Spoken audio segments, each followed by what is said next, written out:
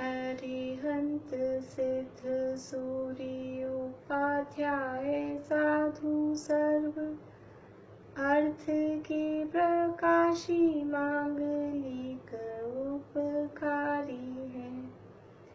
तिन्ह को स्वरूप जान राग थे भई जो भक्ति काय को नवाए स्तुति को उचारी है।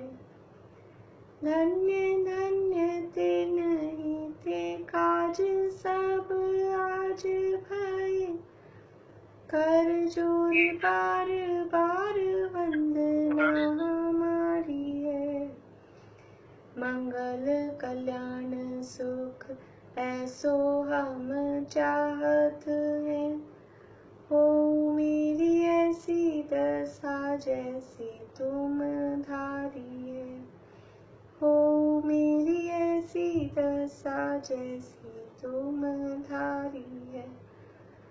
मंगलमय मंगल करण रीत राग विज्ञान नमो ताहि जाते भये अरहंतादि महान। करि मंगल करि हो महा ग्रंथ करण को काज जाते मिले समाज सब पावे निज पद राज। मिथ्या भाव अभाव ते जो प्रगटे निज भाव सो जयवंत रहो सदा यही मोक्ष उपाय यही मोक्ष उपाय।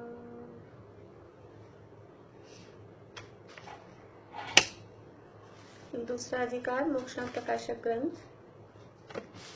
इसकी चर्चा अपनी चल रही है।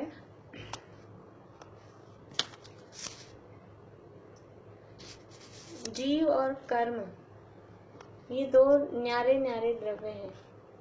जीव अलग है और कर्म अलग है। और इनका संबंध कब से है तो बताया कि अनादि से ही दोनों का संबंध है। अनादि काल से जीव का और कर्म का संबंध है। तो जब ये न्यारे न्यारे हैं, अलग अलग हैं, तो फिर इनका संबंध अनादि से कैसे संभव है? दो अलग अलग द्रव्यों का संबंध अनादि से कैसे संभव है? कौन बताएंगे? दो द्रव्य अलग अलग हैं और अनादि से उनका संबंध कैसे संभव है? बोलिए सुनीता आंटी।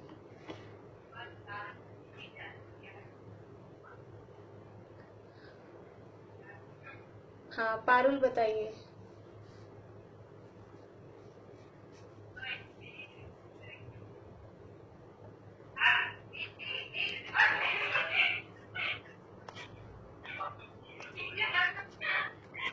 जैसे सोने के साथ में गंदगी है। हाँ ठीक है। और 4 उदाहरण दिए पंडित जी साहब ने। 4 उदाहरण इसके लिए दिए कि दोनों अलग अलग द्रव्य हैं और दोनों का संबंध अनादि से है। हाँ कौन? बेला अभी आप बोल रहे हैं? मेरी आवाज आ रही है नहीं आ रही है आप लोगों को? आवाज आ रही है तो मैंने सुनीता आंटी का नाम लिया, वो भी जवाब नहीं दे रहे। मैंने पारुल का नाम दिया, वो भी नहीं दे रहे हैं। और हाथ खड़ा कर रखा है। अभी बीच में चली गई थी आवाज, में बताती हूँ। अच्छा अच्छा। जैसे तिल के साथ तेल, और तिल के साथ तेल का उदाहरण था एक। जल में कमल। जल में कमल यहाँ नहीं है, वो तो छेड़ाला में है। दूध में जल, दूध में जल, और सोने के साथ मिट्टी। और एक और था। चलिए बढ़िया है। एक धान, धान, धान के साथ भूसा, छिलका। हाँ बढ़िया है, बढ़िया है। तो जैसे अभी प्रश्न क्या था अपना कि दो अलग अलग द्रव्य हैं फिर अनादिकाल से दोनों का संबंध कैसे संभव है?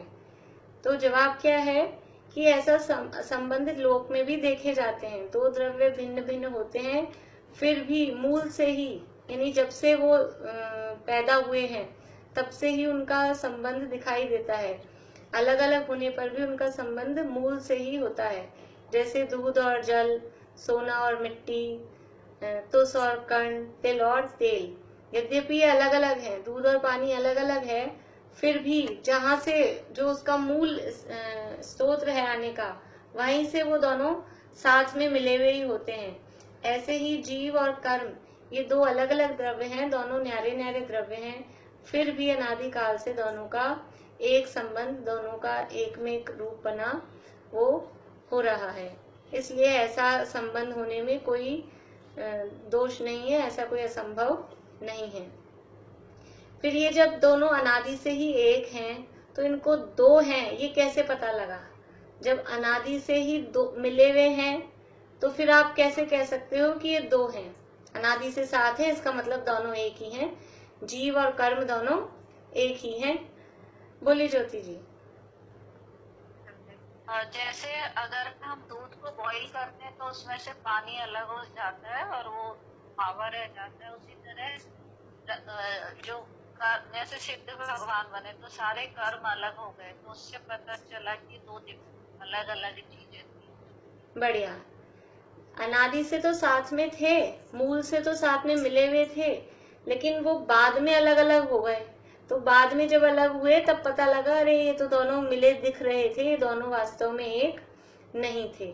तो जैसे दूध और पानी, सोना और गिट्टी कालीमा, तिल और तेल, तुष और कण, ये मिले हुए तो दिख रहे थे, लेकिन बाद में जब इसमें प्रोसेस किया तो वो दूध में से पानी अलग हो गया, सोने में से मिट्टी अलग हो गई, तिल में से तेल अलग हुआ और वो उसका जो भूसा है वो अलग हो गया, और तुष में से वो कण में से वो तुष अलग हो गया और कण अलग रह गया।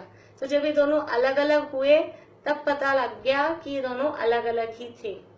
ऐसे ही जीव और कर्म भी अलग अलग हो जाते हैं। कब अलग हो जाते हैं? कि जब आत्मा तप रूपी अग्नि में समझ लीजिए तप के माध्यम से अपने आप को निखारता है, तो वो कर्म अलग हो जाते हैं और जीव अलग हो जाता है। इस प्रकार से ये दोनों न्यारे न्यारे द्रव्य थे, लेकिन अनादि से मिले होने पर भी जब बाद में न्यारे हुए तो उससे पता लग गया कि ये दोनों न्यारे न्यारे ही हैं।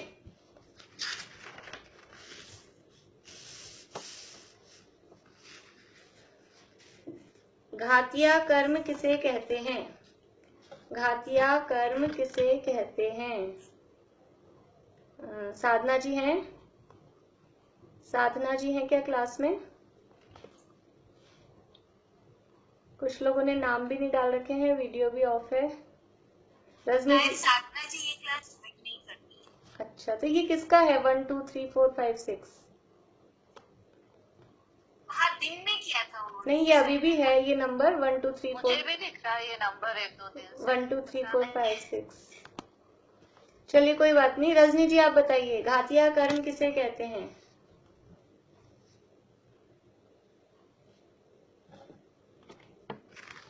जो जीव के अनुजीवी गुणों का घात करते हैं। हाँ, घात करने में निमित्त होते हैं। बढ़िया। जो जीव के अनुजीवी गुण या जीव के स्वभाव का घात करने में निमित्त होते हैं, वो उन्हें घातिया कर्म कहते हैं। ऐसा भी हम कह देते हैं कि जीव के स्वभाव का घात करते हैं, लेकिन स्वभाव का घात करते हैं ऐसा कहते समय भी समझना क्या है कि स्वभाव का घात करने में निमित्त होते हैं। स्वभाव का घात नहीं करते, लेकिन क्योंकि स्वभाव तो जीव का है, तो जीव का स्वभाव का घात होगा। उसमें जो कर्म है, कर्म परद्रव्य है, और परद्रव्य हमेशा क्या होता है? परद्रव्य हमेशा निमित्त होता है। इसलिए या ऐसा कहें, निमित्त हमेशा परद्रव्य होता है।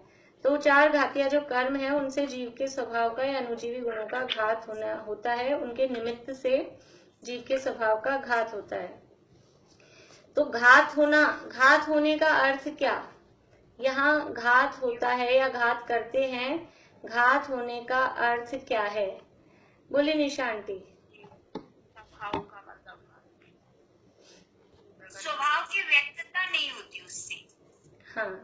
बढ़िया। वो जो स्वभाव है, जो शक्ति है, उस शक्ति को व्यक्त नहीं होने देता, उसी को कहा जाता है स्वभाव का घात किया।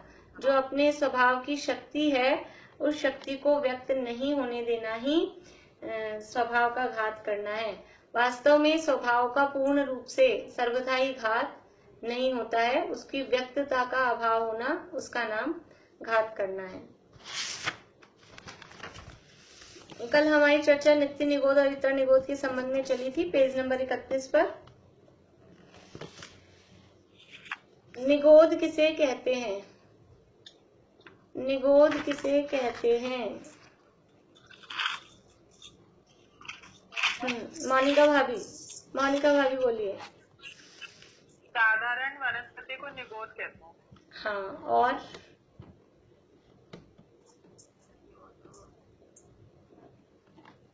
एक शरीर के जिसके अनंत मालिक होते हैं। हाँ, बढ़िया। साधारण वनस्पति का मतलब है कि जहाँ एक शरीर के मालिक अनंत जीव होते हैं, उसे निगोध कहते हैं। देखिए, निगोध का अकेला उनका शरीर ही कॉमन नहीं है, उनका जन्म मरण, उनकी आयु और उनके श्वासोच्छ्वास, ये सब भी कॉमन होता है।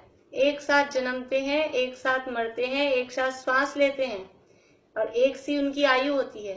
ये सब उनका साधारण है।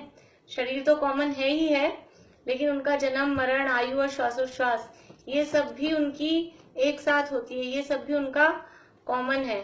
तो जिन जीवों का समझ लीजिए शरीर, जन्म मरण, आयु, श्वासोच्छ्वास, ये सब कॉमन हो, यानी एक शरीर के मालिक अनंत जीव हों, उसे साधारण वनस्पति या निगोध कहते हैं। ये निगोध के दो भेद हमने किए, एक नित्य निगोध और एक इतर निगोध। नित्य निगोध किसे कहते हैं? आभा आंटी, नित्य निगोध किसे कहते हैं?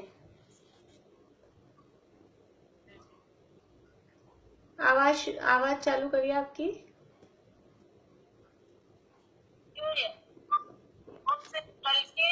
और पर्याय धारण करके वापस निगोध में जाता है, पर वो इतर निगोध में जाता है, नित्य निगोध में नहीं जाता है। तो नित्य निगोध किसे कहते हैं?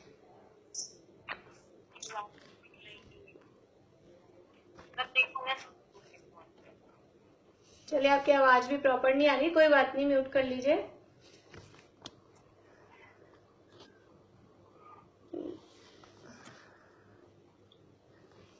हाँ, मीना चाची बोलिए, नित्य निगोध किसे कहते हैं?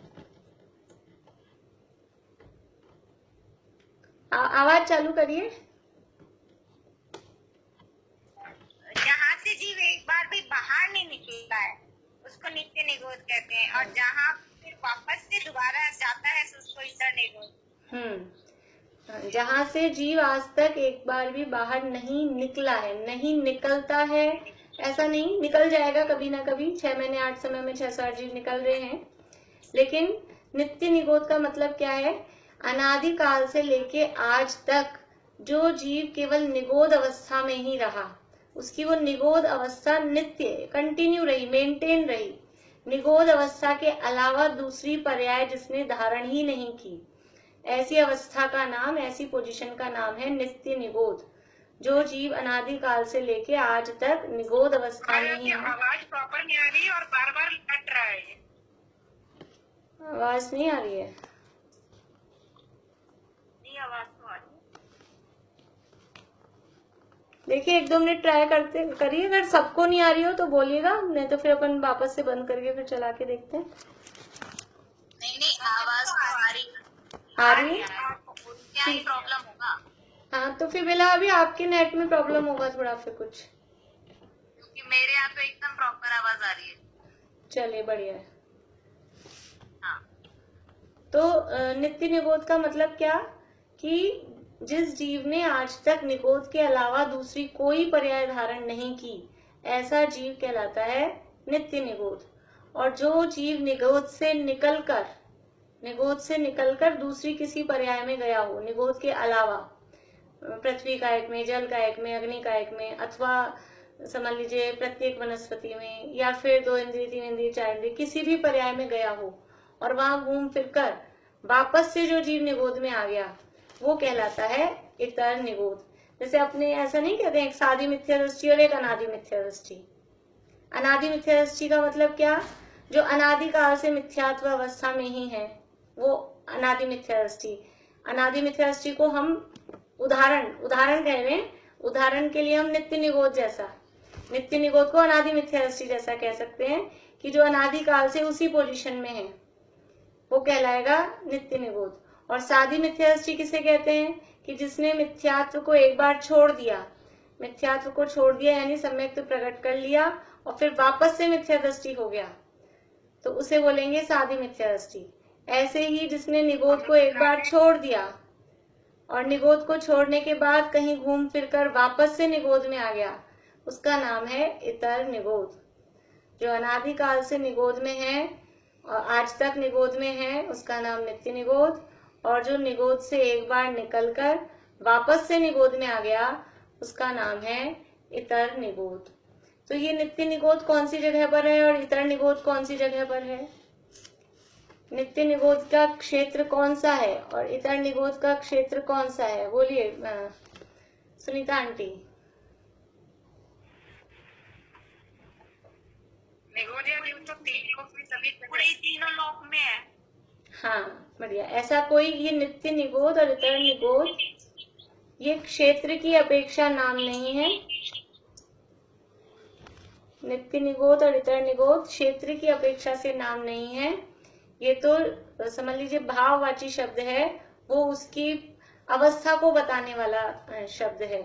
किसी पर्टिकुलर जगह का नाम नित्य निगोद और पर्टिकुलर जगह का नाम इतर निगोद ऐसा नहीं है। लोक में सब जगह ही नित्य निगोद भी हैं और इतर निगोद भी हैं। बस कैसे पहचान होगी कि जो अनादि काल से निगोद अवस्था में है वो नित्य निगोद, और जो निगोद अवस्था से निकलकर दूसरी पर्यायों में जाकर फिर से निगोद में आया है, उसका नाम इतर निगोद है। तो ये नित्य निगोद में क्या हुआ आज तक? आज तक नित्य निगोद में हाँ, ये जो सातवें नरक के नीचे कलकल पृथ्वी कहलाती है, उसको भी तो ऐसा निगोद कुछ कहते हैं ना? हाँ वो कहते हैं, मतलब वहाँ केवल निगोदिया जीव ही रहते हैं, इसलिए वो निगोद का प्लेस बताया है। वहाँ निगोद के अलावा और कोई नहीं रहते। बाकी ऐसा वहाँ पे भी भेद नहीं है कि वहाँ केवल नित्य निगोद ही रहते हों और वहाँ इतर निगोद नहीं रहते हों, ऐसा भेद नहीं है। वहाँ बस वो सातवें नरक के नीचे जो एक राजू का प्लेस है, वहाँ केवल निगोद रहेंगे और दूसरे कोई नहीं है। इस अपेक्षा से वो निगोदिया जीवों का स्थान बताया गया है। तो निगोद में मनुष्य गति से सीधे निगोद में जा सकते हैं या निगोदिया जीव सीधे मनुष्य गति में आ सकते हैं? दोनों तरह से हो सकता है, दोनों तरह से हो सकता है। मनुष्य से भी सीधे निगोद में जा सकते हैं और निगोद से भी सीधे मनुष्य में आ सकते हैं, अथवा दोनों तरह की बातें होती है। अथवा बीच में कोई एक विकलत्र का भाव लेके फिर मनुष्य में आए, नहीं तो सीधे भी आ सकते हैं, ऐसा मिलता है शास्त्रों में। दोनों तरह की बातें हो सकती है। ये निगोद में क्यों जाता है? कल हमने देखा था निगोद में जाने का कारण। ये घुमटसार में गाथा है, उसमें शब्द दिए हैं, भाव कलंक सुपौरा निगोय वासम न मुंचती। ये निगोद में तो जाता ही है, और फिर यहाँ जो कहा ना नित्य निगोद में, वहां आयु पूर्ण करके फिर नित्य निगोद शरीर को धारण करता है, फिर आयु पूर्ण करके फिर नित्य निगोद शरीर को धारण करता है, फिर आयु पूर्ण करके फिर नित्य निगोद शरीर को धारण करता है। ये क्यों बार बार में यही चक्र चला जा रहा है? क्योंकि वो भाव कलंक, वो मिथ्यात्व की इतनी प्रचुरता है, यानी मिथ्यात्व का अनुभाग इतना ज्यादा है कि वो और कुछ मतलब वहाँ वैसे ही तो विचारने के लिए कोई मन वगैरह है नहीं, कोई उपाय है नहीं, और इतना अधिक वो भाव कलंक की प्रचुरता है मिथ्यात्वादी की कि वो निगोद से निकल ही नहीं पाता है जीव। और अनंत जीव ऐसे हैं जो अनंत काल तक निगोद में ही रहने वाले हैं।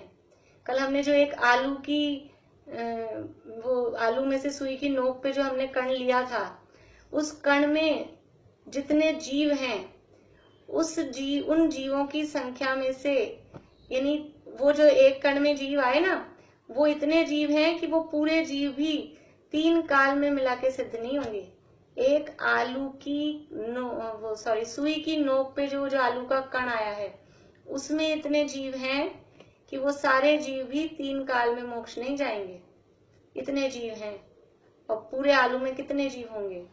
और ये कल हमने बात की थी, निगोद शरीर होता है, एक निगोद शरीर है, फिर उसमें अंडर होते हैं, फिर पुलवी होते हैं, फिर आवास होते हैं, और फिर उसमें वो जीव होते हैं। तो ये निगोद शरीर तो बना रहता है। ये समझ लीजिए अंतर्मूर्त में निगोदिया जीव जन्म रहे हैं, मर रहे हैं, जन्म रहे हैं, मर रहे हैं। वो यूं क्यों बना हुआ है, वो आलू यूं क्यों बना हुआ है। और निगोद शरीर का शरीर समझ में, शरीर मतलब वो जिसमें वो जीव हो रहे हैं, वो कहलाएगा निगोद शरीर। वो निगोद शरीर असंख्यात वर्षों तक टिका रहे। अकेले आलू की बात नहीं, और भी जो भी निगोदिया जीव, ऐसा नहीं अकेले आलू गाजर मूली में ही रहते हैं। निगोदिया जीव, साधारण वनस्पति, ये हमारे शरीर में भी हैं। हमारा शरीर ये निगोदिया जीवों का स्थान है, हमारा शरीर भी, इसके अंदर भी निगोदिया जीव हैं। अभी हमने 1-2 दिन पहले ही पढ़ा था 12वें गुणस्थान की चर्चा, कि 12वें गुणस्थान के पहले समय से ही ये जो हमारा शरीर औदारिक शरीर है, इसमें निगोदिया जीव हैं। तो 12वें गुणस्थान के पहले समय से ही वो बादर निगोदिया जीव इस शरीर से निकलते जाते हैं। समझ लीजिए उनकी आयु पूरी होती जाती है, मरण को प्राप्त होते हैं, और 12वें गुणस्थान के अंत तक सारे बादर निगोदिया जीव, सारे निगोदिया जीव शरीर से पूरे खाली हो जाते हैं। और 13वें गुणस्थान का प्रथम समय होते ही ये शरीर परम औदारिक मीन्स निगोद रहित शरीर हो जाता है। मतलब सब जगह निगोदिया जीव पाए जाते हैं। केवल 8 स्थान ऐसे हैं, 8 स्थान ऐसे हैं जहां निगोदिया जीव नहीं पाए जाते हैं, जो निगोद रहित होते हैं। बाकी लोक में सब जगह सूक्ष्म तो है ही, बादर निगोदिया जीव भी सब जगह हैं, पर वो बादर निगोदिया जीव किसी ना किसी के आश्रय से रहते हैं। जैसे अभी हमारे शरीर के आश्रय से हैं, ऐसा वो किसी ना किसी के आश्रय से रहते हैं। तो 8 जगह कौन सी है जो निगोद रहित होती हैं। देखिए, देवों का शरीर वैक्रियक शरीर है, वैक्रियक शरीर निगोद रहित होता है, देवों का शरीर। फिर दूसरा नारकियों का शरीर, नारकियों का शरीर भी निगोद रहित होता है, देव नारकी। और आहारक शरीर, आहारक शरीर जो होता है, जो आहारक विधिधारी मुनिराज के 6वें गुणस्थानवर्ती मुनिराज के जो आहारक पुतला निकलता है, वो आहारक शरीर भी निगोद रहित होता है, यानी उसमें भी निगोद जीव नहीं होते हैं। फिर है केवली भगवान का 13वें 14वें गुणस्थानवर्ती जो अरहंत परमात्मा है, उनका जो परम औदारिक शरीर है, वो परम औदारिक शरीर भी निगोद रहित होता है।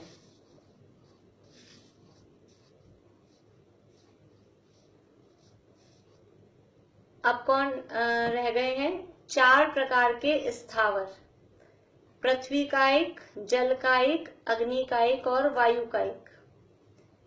पृथ्वी कायिक, जल कायिक, अग्नि कायिक और वायु कायिक, ये 4 प्रकार के स्थावरों में भी निगोद नहीं पाया जाता है, क्योंकि निगोद कहते हैं साधारण वनस्पति को, इसलिए केवल वनस्पति कायिक में ही निगोद पाया जाएगा। 4 प्रकार के स्थावर में निगोद नहीं होता है। तो ये 8 स्थान हो गए। इसमें से अगर देव और नारकियों को एक कर दें, मर्ज कर दें, उसकी जगह अकेला वैक्रियक शरीर बोलें, तो 7 भी कह सकते हैं। कभी कहीं 7 स्थान भी लिखे मिल सकते हैं आपको, या सुनने में आ सकते हैं, कहीं 8। तो जब देवों का शरीर अलग और नारकियों का शरीर अलग गिनते हैं तो 8 हो जाते हैं, और दोनों को मर्ज करके एक बोल दें वैक्रियक शरीर, तो वैक्रियक में दोनों आ जाएंगे, देव का भी और नारकी का भी। तो ऐसे करके वो 7 स्थान हो जाते हैं। इन जगहों पर निगोद नहीं पाए जाते हैं। बाकी हमारा जो औदारिक शरीर है मनुष्य और तिर्यंचों का, ये सब निगोद वाला, इसके हमारे शरीर के आश्रय से अनंत निगोदिया जीव रहते हैं। इसीलिए समझ लीजिए ये जो बॉडी के पार्ट्स अपन ये दान करने वाली बात आती है, या ब्लड डोनेशन वाली जो बात आती है, इनमें त्रस जीव भी होते हैं और निगोदिया जीव भी होते हैं। इसलिए हमारे यहाँ ये सारी चीजें नहीं है, ये दान में है ही नहीं इनके नाम। दान 4 प्रकार के दान है, उसके अलावा अंग दान, रक्तदान, ये कोई दान नहीं है, ये तो महान समझ लीजिए हिंसा के कारण है, हिंसा के काम है।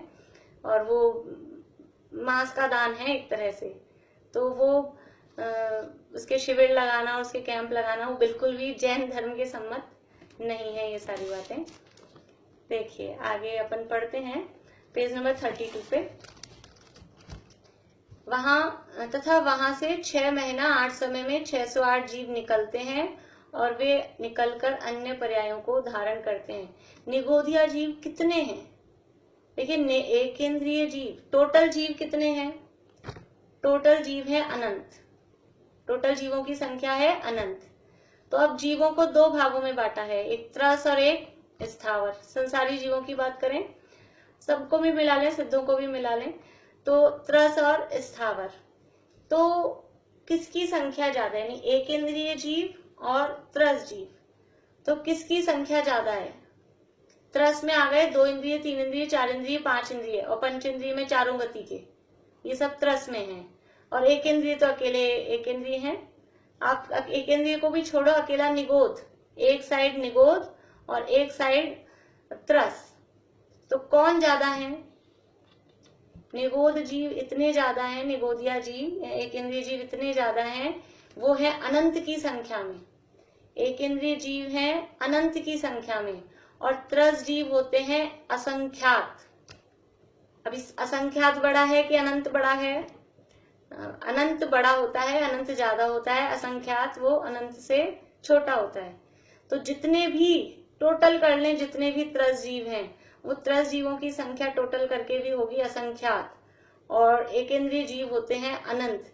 इसलिए एक इंद्रिय जीवों का पार नहीं है, इतने ज्यादा निगोद जीव हैं। इसीलिए कहा कि एक निगोद शरीर में एते जीव बखान, 3 काल के सिद्ध सब एक अंश परमाण। वो आलू की, वो सुई की नोक पे जो आलू का कण आया है, उसमें इतने जीव हैं कि वो 3 काल में भी उसके एक अंश मात्र भी वो जीव सिद्ध नहीं होंगे, इतने जीव उसके अंदर हैं। तो देखिए फिर भी वो इतने जीव हैं। हर 6 महीने 8 समय में 608 जीव वहां निगोद से, नित्य निगोद से, इतर निगोद से नहीं, नित्य निगोद से, जो जीव आज तक नहीं निकले, ऐसे जीवों को हर 6 महीने 8 समय में 608 जीवों को चांस मिलता है कि वे निकलकर अन्य पर्यायों को धारण करते हैं। वे पृथ्वी, जल, अग्नि, पवन, प्रत्येक वनस्पति रूप एक इंद्रिय पर्यायों में तथा 2 इंद्रिय, 3 इंद्रिय, 4 इंद्रिय रूप पर्यायों में अथवा नारक, तिर्यंश, मनुष्य, देव रूप पंचेंद्रिय पर्यायों में भ्रमण करते हैं।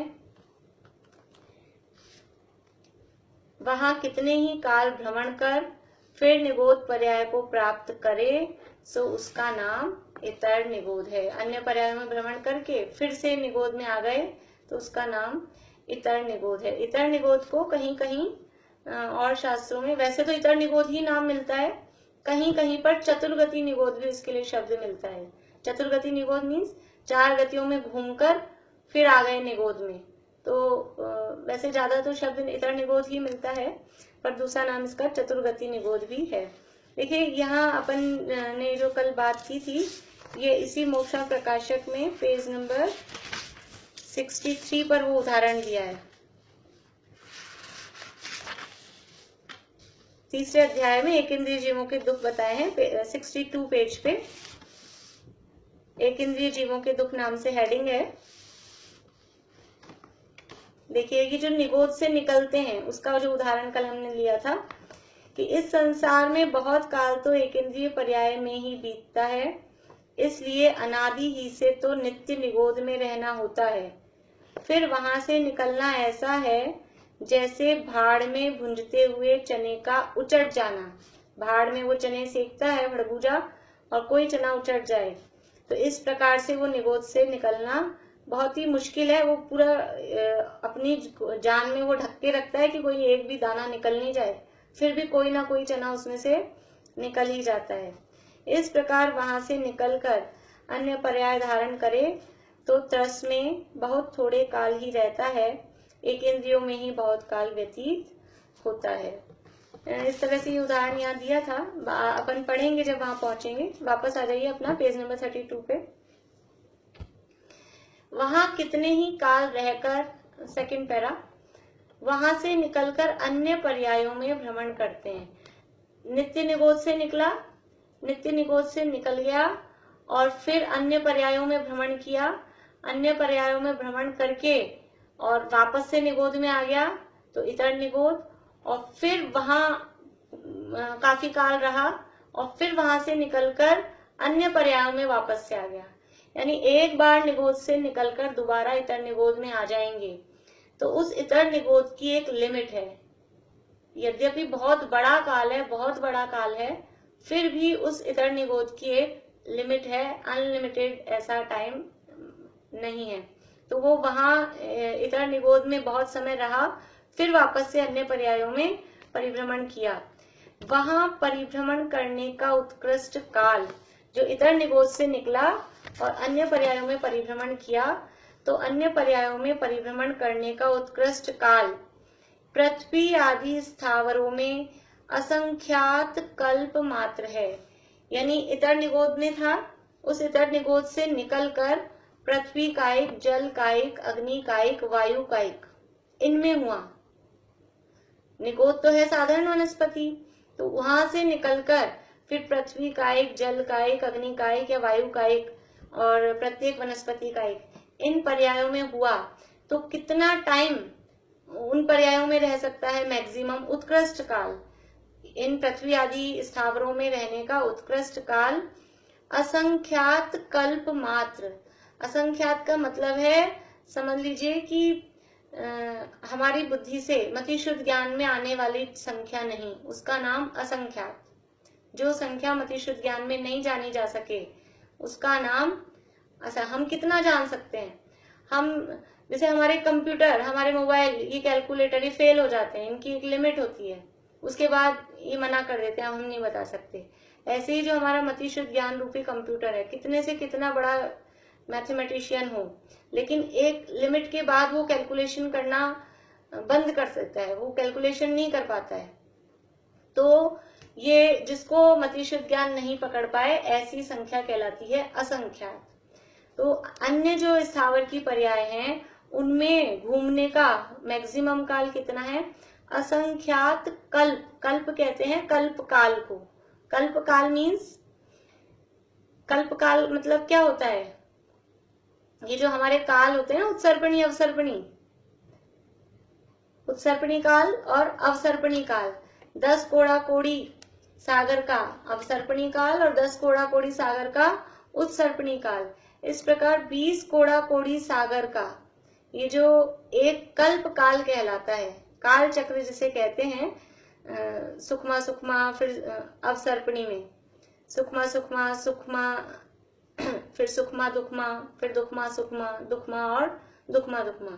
तो अभी जैसे हमारे पंचम काल चल रहा है, तो ऐसे इससे पहले 4 काल हो चुके हैं और बाद में 6ठा काल आएगा। वो सब टोटल मिला के होता है 10 कोड़ा कोड़ी सागर का, और वापस से ऐसे ही काल चलेगा 10 कोड़ा कोड़ी सागर का, तो वो कहलाएगा पूरा एक कल्प काल। वो 20 कोड़ा कोड़ी सागर का एक कल्प काल होता है। अब यहाँ कह रहे हैं कितने कल्प काल?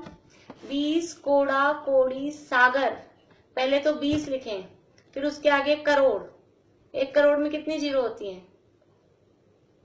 1 करोड़ में कितनी जीरो होती हैं? नहीं मालूम किसी को? हाँ, 7 जीरो। तो पहले 20, फिर 7 जीरो, फिर एक बार और, यानी 14 जीरो। तो ये 20 कोड़ा कोड़ी, और इतना ही नहीं है, वर्ष नहीं है, वो है सागर। और सागर में कितने समझ लीजिए वर्ष हैं? उस सागर में असंख्यात वर्ष। एक सागर में असंख्यात वर्ष, वो फिर असंख्यात जो हमारी बुद्धि के बाहर है।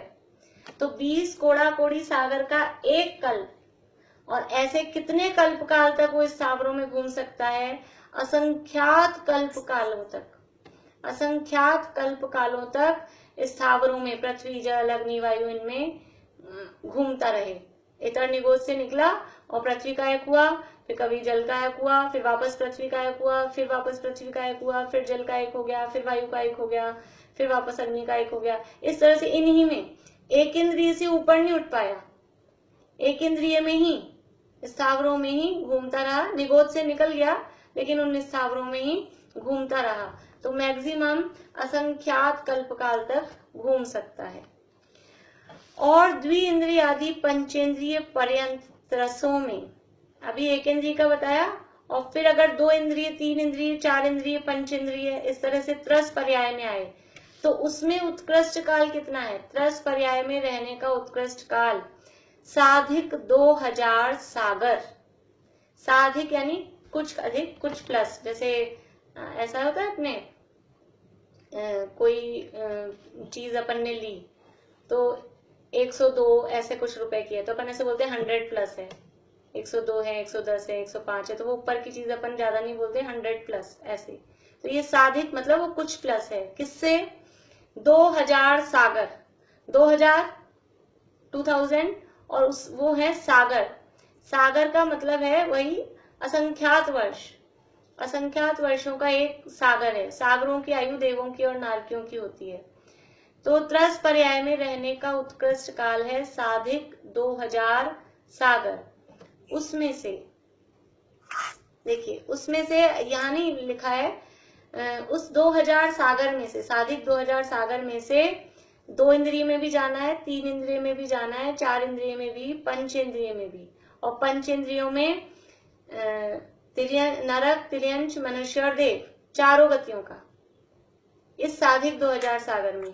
तो जो साधिक को रखें एक साइड में, तो जो 2000 सागर हैं उस 2000 सागर में से 1260 सागर, 2000 सागर में से 1260 सागर तो बीत जाते हैं देवगति में, 1260 2000 में से, और 740 1260 में से बचेंगे 2000 में से 1260 गए तो 740 सागर बीत जाते हैं नरक गति में। ये 2000 का काल तो इन 2 गतियों में ही पूरा हो गया, 1260 देव में और 740 नरक में। अब बचा क्या अपने पास? अपने पास टाइम बचा है साधिक, और जो जिनमें जाना है वो जगह कौन कौन सी बची हैं? 2 इंद्रिय, 3 इंद्रिय, 4 इंद्रिय, असैनी पंचेंद्रिय तिर्यंच और सैनी पंचेंद्रिय तिर्यंच और मनुष्य। ये सारी पर्यायों में जो जाना होता है वो साधिक में, यानी जो साधिक है कुछ अधिक, 2000 सागर से कुछ अधिक मतलब थोड़ा कुछ लाखों करोड़ों वर्ष, कुछ इतना पल्ले, बस ऐसा, तो वो होता है मनुष्य तिर्यंच गति का। तो ये उत्कृष्ट काल बता रहे हैं। सबको ये उत्कृष्ट काल मिलेगा ही मिलेगा, ये जरूरी नहीं है, लेकिन अगर उत्कृष्ट काल भी मिला तो ऐसे नरक में, देव में, चारों गतियों में ऐसे घूमकर ये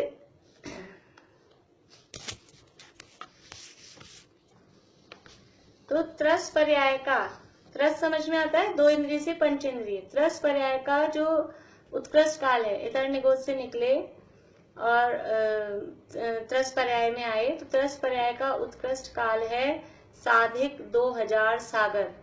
उस 2000 सागर में से 1260 देव में और 640 वो नरक में, वो 2000 तो पूरे हो गए, और जो साधिक वाला टाइम है वो मनुष्य और तिर्यंच के लिए मिलता है। उतना सा टाइम मनुष्य और तिर्यंचों का है।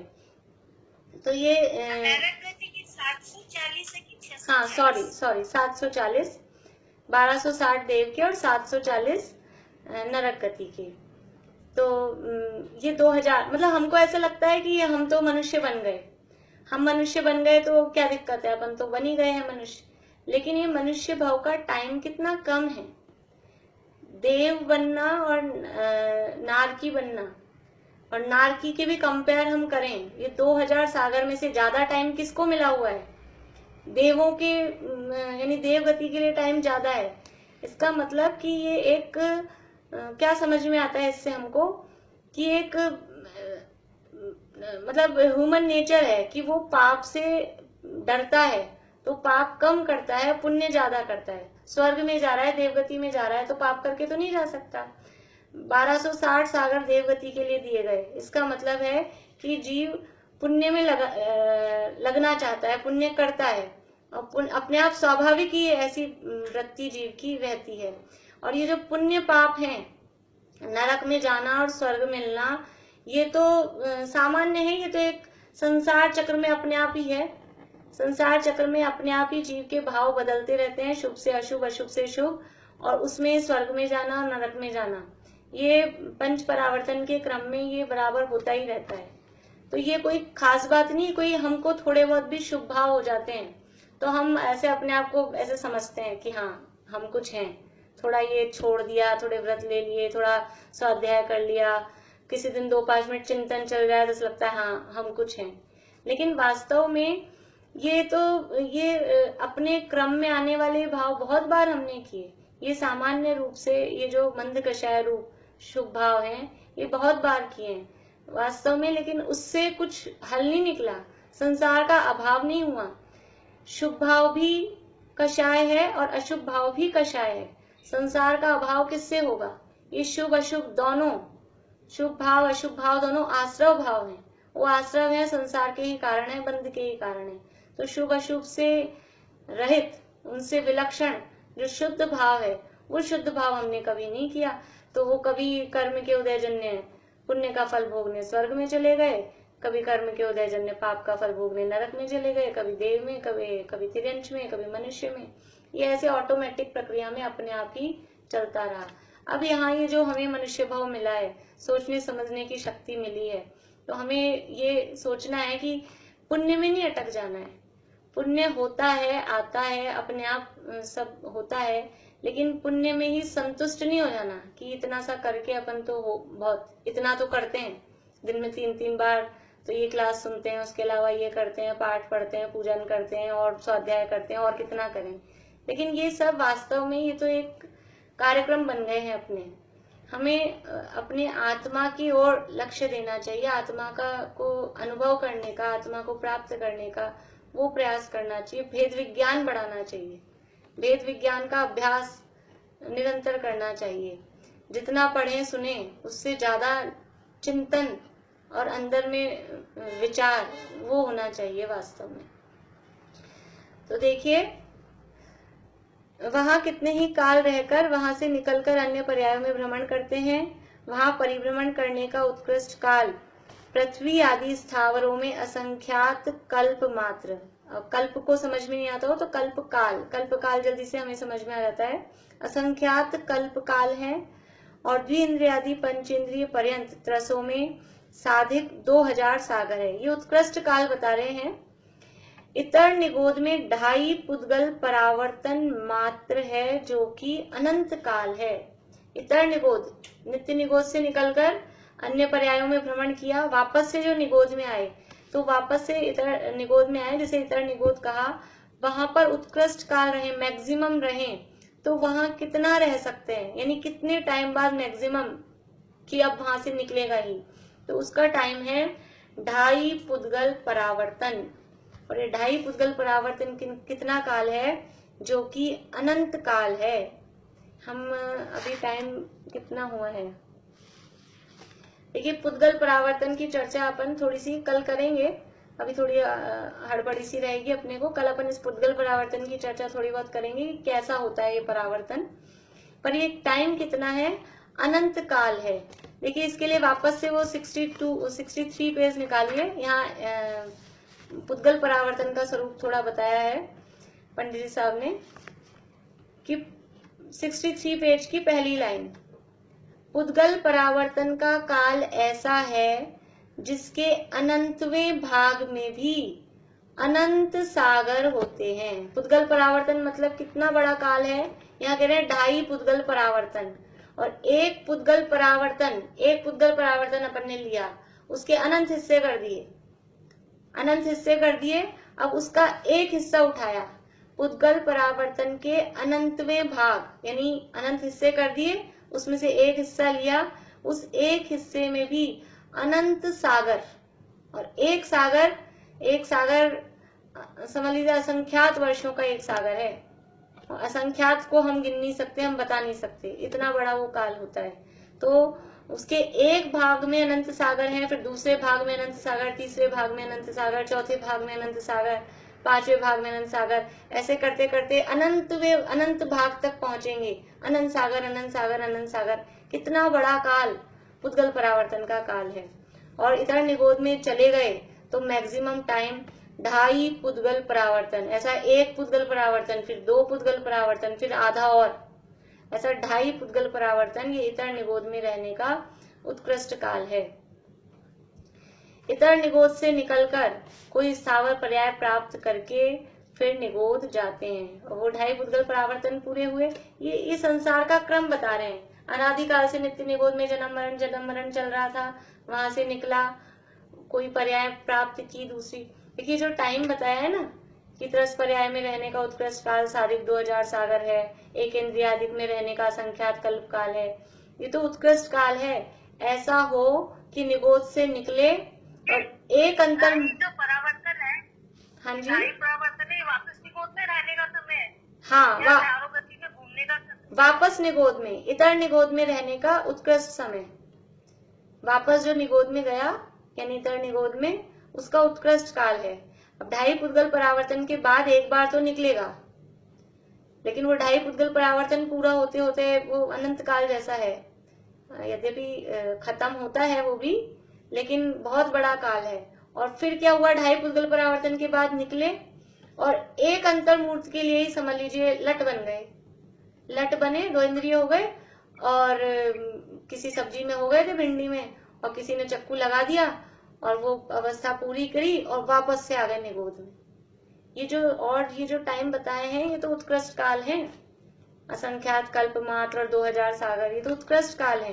कोई एक अंतर्मूर्त के लिए वहां से निकला और पृथ्वी कायक में गया, और पृथ्वी कायक में गया और फिर वहां अंतर्मूर्त में आयु पूरी करी और वापस से निगोद में। ऐसा भी हो सकता है, मतलब पूरा इतना उत्कृष्ट काल सबको मिले। त्रस पर्याय में रहने का साधिक 2000 सागर और मनुष्य तिरंचों में जो साधिक टाइम बताया, ये उत्कृष्ट काल सबको मिले। ये कोई जरूरी नहीं है। अंतर्मूर्ति के लिए मनुष्यों के अपर्याप्त भी मनुष्य होते हैं। मनुष्य का भाव मिला और अपर्याप्त हुआ, श्वास के 18वें भाग में आयु पूरी हुई और मर के चला जाए निगोद में वापस से। इसलिए ये कैसे दुख हमने उठाए हैं, अभी तो ये चलेगा, ये तीसरे अधिकार में पूरा बताएंगे कि क्या ये संसार की स्थिति है। ये कर्म के उदय जन्य जो सहित जो जीव की संसार अवस्था है, उस संसार अवस्था में किस प्रकार से हमने ये परिभ्रमण किया है और किस प्रकार हमारी अवस्था हुई है, वो बात यहाँ पर बताई गई है। पढ़ लेते हैं, बाकी चर्चा अपन कल करेंगे इसकी। इस प्रकार एकेंद्रीय पर्यायों में, एकेंद्रीय पर्याय मतलब वो इतर निगोद और चारों स्थावर और प्रत्येक वनस्पति भी, ये सब मिला के हो गई एकेंद्रीय पर्याय।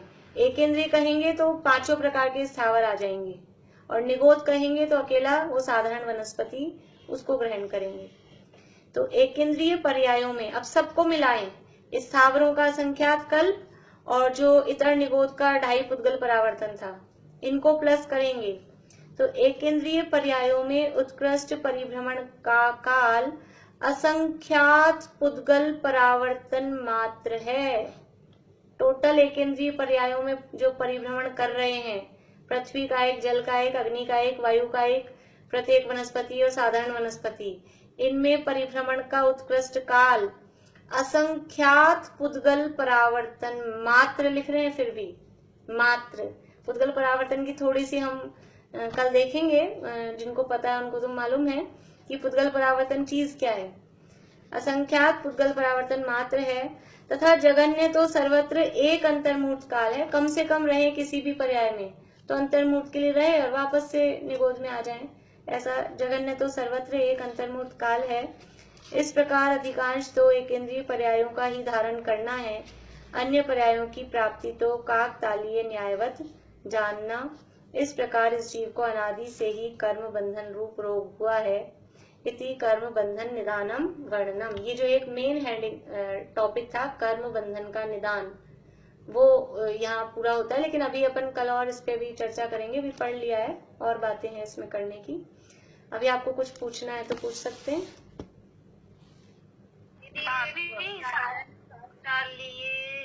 हाँ, ये कल करेंगे इस पे चर्चा, अभी कल करेंगे। काकतालीय न्याय, ये जो पैरा अभी पढ़ लिया है ना, उसकी तो चर्चा अपन कल करेंगे। बाकी और किसी को कुछ पूछना? सारे निगोदिया बादल होते हैं? नहीं, सारे निगोदिया बादल नहीं होते। 5 ही प्रकार के स्थावर बादल भी होते हैं, सूक्ष्म भी होते हैं। पांचों ही प्रकार के, पृथ्वी का एक, जल का एक, अग्नि का एक, वायु का एक, और प्रत्येक वनस्पति और साधारण वनस्पति, ये सभी बादर भी होते हैं और सूक्ष्म भी होते हैं। बादर का मतलब ऐसा है कि जो दूसरे को बाधा पहुंचाते हैं और दूसरे से बाधित होते हैं, टकराते हैं, वो कहलाते हैं बादर। और सूक्ष्म का मतलब होता है कि जो किसी से रुकते ही नहीं है। जैसे अभी हमने हाथ हिलाया तो यहाँ सूक्ष्म निगोद या सूक्ष्म स्थावर सब जगह है, लेकिन वो हमारे हाथ से उनको कोई दिक्कत मतलब तकलीफ नहीं, हमारे हाथ पे कोई ऐसा नहीं है कि वो हमारे हाथ को हिलाने से वो मर जाएंगे, उनकी हिंसा होगी। लेकिन जो बादर जीव होते हैं उनकी हिंसा हो जाती है। और बादर भी ऐसे होते हैं जो हमें आंखों से दिखाई नहीं देते, हमारे लिए तो वो बादर भी सूक्ष्म जैसे ही हैं, पर एक्चुअल में सूक्ष्म का मतलब क्या है, जो किसी से बाधा को प्राप्त नहीं होते वो सूक्ष्म है, और जो दूसरे को बाधा पहुंचाते हैं और बाधा को प्राप्त होते हैं वो बादर कहलाते हैं। चलिए, और पूछना है किसी को कुछ? देखिए, जो त्रिकोण स्थान है ये कल पृथ्वी, मतलब जैसे 608 जीव निकलते हैं तो ये कल पृथ्वी से निकलते हैं?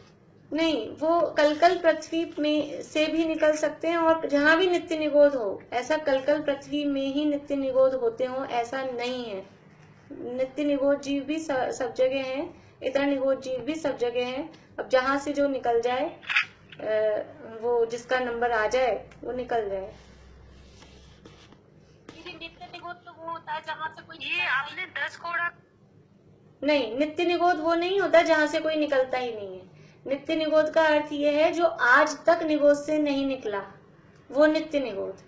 लेकिन निकलेगा ही नहीं कभी, ऐसा नहीं है, निकल सकता है। हर 6 महीने 8 समय में 608 जीव निकलते रहते हैं।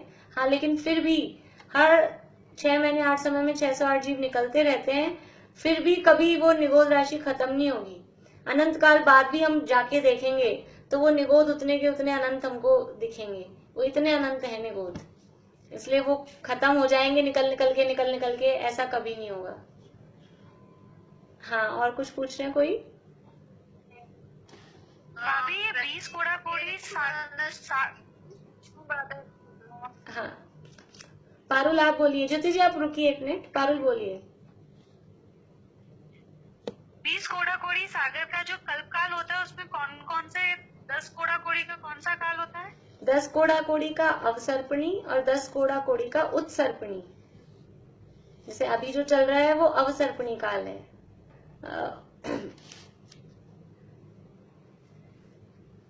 अवसर्पणी का मतलब है जिसमें सब कुछ कम कम होता जाए, हाइट भी, एज भी, बुद्धि भी, समझ लीजिए सुख भी, जो कम होता जा रहा है वो कहलाता है अवसर्पणी। और ये सुख, उम्र, हाइट, बुद्धि बढ़ती जाए जिसमें, वो कहलाता है उत्सर्पणी। हाँ, अब बोलिए ज्योति जी। प्रत्येक वनस्पति भी सूक्ष्म बादर दोनों होते हैं? हाँ, दोनों होते हैं। ये अपन ने उसमें जीव समास में देखे थे अभी, द्रव्य संग्रह में, दोनों होते हैं। हाँ, दोनों होते हैं। ज्योति, हाँ जी। हेलो। हाँ भाभी। प्रतिष्ठित और अप्रतिष्ठित का भी बता देना, आज सही हो तो आज या कल बता, कल लेते भूल हैं। गई हूँ एक चीज। हाँ, कल ले लेते हाँ, हैं। ठीक ठीक। ठीक है।